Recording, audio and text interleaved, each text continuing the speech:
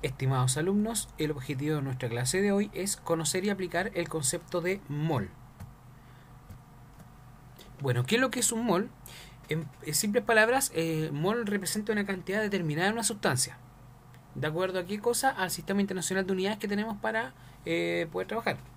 Ahora, ¿qué característica va a tener esa sustancia? Esa cantidad de sustancia va a contener una cantidad determinada de partículas elementales y va a equivaler al 6,02 por 10 elevado a 23, lo que también se conoce como el número de Avogadro. ¿Qué partículas elementales podemos tener? Pueden ser átomos, moléculas, iones u otra partícula subatómica. ¿Qué quiere decir esto, por ejemplo? Que si yo hablo de un mol de oxígeno, voy a tener 6,02 por 10 elevado a 23 moléculas de oxígeno. Si hablo de un mol de agua, en un mol de agua voy a tener 6,02 por 10 elevado a 23 moléculas de agua. Por eso se hace la distinción entre átomos, moléculas o también iones, si es que así trabajásemos. ¿Cómo es esto del mol entonces? Acá tenemos un ejemplo bastante didáctico para poder ayudar a comprender de qué manera se aborda el concepto de mol. Aquí tenemos 4 frutas distintas. Lo que importa de ellas es que el tamaño es distinto. Tenemos frutillas, arándanos, damascos y manzanas. Si yo me imagino un kilo de fruta, vamos a ver que la cantidad de frutos que están contenidos en cada kilogramo no van a ser los mismos. Por ejemplo, las manzanas, que son las frutas más grandes acá, en un kilogramo tendremos aproximadamente unas 4. Si hablamos de los damascos, vamos a tener una cantidad mayor al ser de menor tamaño. Luego las frutillas, al ser más pequeñas que los damascos, van a aumentar en cantidad, y asimismo va a ocurrir con los arándanos, que los arándanos, al ser mucho más pequeños que todas las frutas, en un kilo vamos a tener mayor cantidad de arándanos. Por lo tanto, podemos ver de que en un kilogramo no vamos a encontrar siempre la misma cantidad de fruta, sí la misma cantidad de masa, pero no de frutos. Ahora, si nos vamos a la segunda parte y hablamos de una decena, o sea, de 10, vamos a ver que en los 4 casos podemos agrupar 10 frutos de cada uno, sin problemas. Pero lo que sí tenemos que tener claro, y es obvio para nosotros, es que esos 10 frutos van a tener un peso distinto. Por ejemplo, si juntamos ahora 10 arándanos acá, vamos a ver que esos 10 arándanos son mucho más livianos que 10 frutillas. Y esas 10 frutillas van a ser más livianas que 10 damascos. Y esos 10 damascos también van a ser más livianos que 10 manzanas. ¿Para qué les explico esto? Porque de algún modo los átomos, al igual que las frutas, poseen distinto tamaño y masa. Por lo tanto, podemos tener aquí el caso del hidrógeno, el oxígeno, el sodio y el bromo, que tienen distinto tamaño y distinta masa. Pero cuando hablamos de mol, el mol se va a referir a una cantidad determinada que siempre será la misma. Si hablo de un mol de átomos de hidrógeno, voy a hablar de 6,02 por 10 elevado a 23 átomos de hidrógeno. Si hablo de un mol de átomos de oxígeno, va a ocurrir lo mismo. Un mol de átomos de sodio, también 6,02 por 10 elevado a 23 átomos de sodio. Y a su vez lo mismo va a ocurrir con el caso del bromo. Pero algo distinto es que estos moles de átomos pesen distinto. Una cosa es que los tengamos en las mismas cantidades, como ocurría recién en el caso de las frutas, y otra cosa es que pesen lo mismo. Aquí olvidé decirles, chicos, que estos números que están acá arriba eran netamente para ver que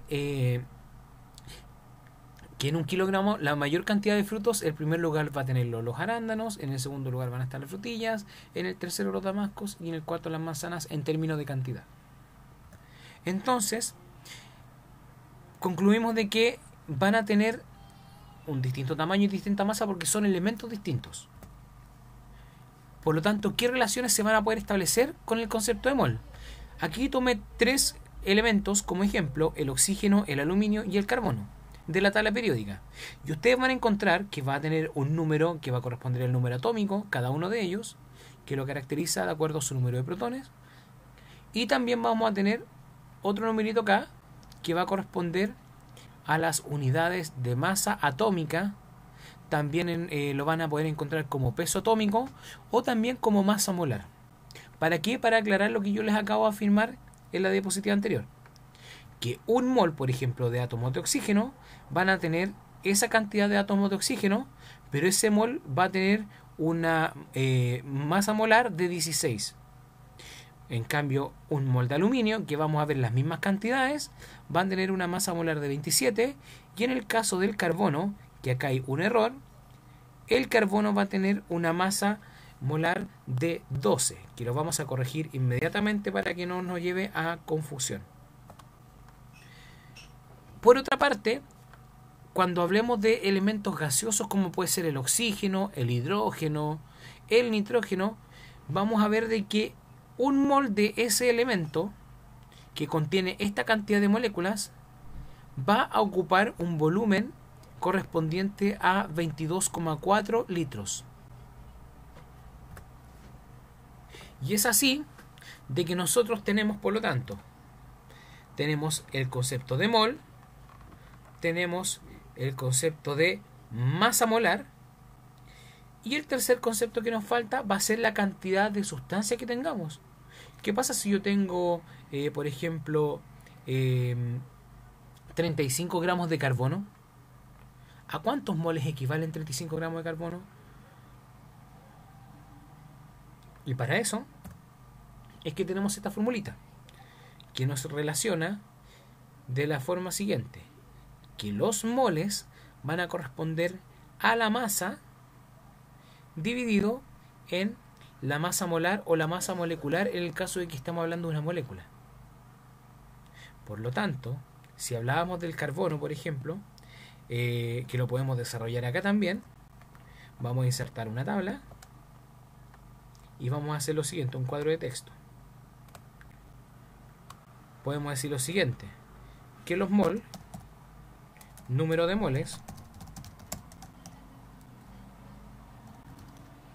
va a ser igual, en el caso del carbono, como lo acabamos de comentar, tenemos una masa molar de 12 y tenemos una cantidad determinada, como lo dije delante, que podría ser 35 gramos. Bueno, hagámoslo con ese mismo resultado. 35 gramos de carbono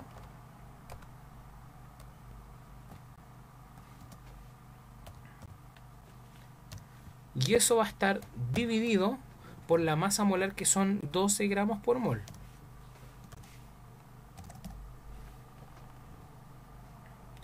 Y eso nos va a dar un resultado que lo podemos hacer con la calculadora directamente y que guardaría relación con el siguiente resultado. Por lo tanto, el número de moles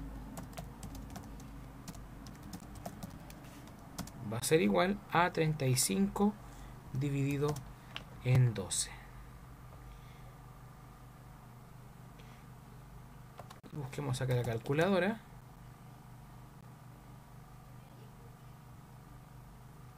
Que la tenemos acá. Podemos decir entonces 35 dividido en 12.